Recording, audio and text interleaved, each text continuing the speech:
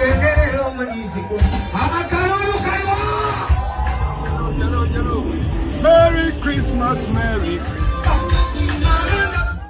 Omuyimbi King Saha asanyusiza munange ate bafans be wano ate ku ceremony emu ate nga munange omuyimbi munange Wiza Maniza wono avuddeyo n'akakasa obubaka bwa Christmas eri bafans be kakati no bibino eside eno ntuse nabyo bampita Jamina nti nsinzira wano wenyini ku Jamina Yuge ngenda kubeera nga munange nga nkutandisa ate wali nakatambi ka Wiza Maniza munange gwe alaba Jamina Yuge era nga bolabaawo ataddeyo munange akatambi ako nga ali mu kwagaliza bafans be ate wali Merry Christmas munanga ate wali kibadde kitya nga womanyi nti no mwana mwenzi Wiza Maniza taggwayo ate ebisesa munanga ate tebimugwako tunuulira.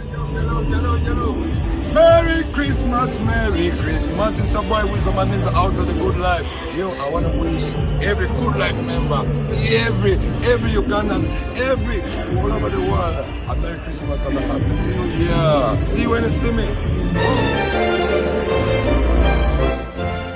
Naye nga bambi bwekityo munange ate bwekitambudde esayidi ejjukira nti nno muganda we munange atwaliddwa munange mu America ngenda kubeera nga nkuwa update n'afaayo esayidi eyo naye nga nange wano ku Jamina Yugi munange mbagaliza munange Christmas ennungi n'omwaka omujja mwebale kumbeerera mwebale kulaba mwebale kusubscribinga ate kibeera kitambulira ddala bulungi nnyo kakati munange kanveeyo eyo sigenda kwogera bingi leka munange nkuwe akatambi ka King Saha wabadde ku ceremony emu nga womanyi nti no King Saha omuziki gwe munange ate wali kibeera kitya ate wali gobeera muzigo mwerere bwekiti.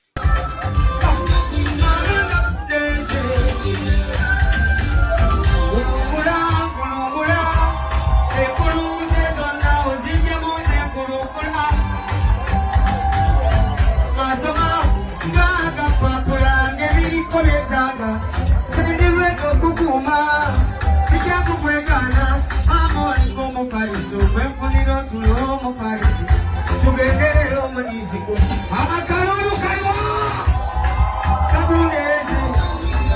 Kuneze muntu wo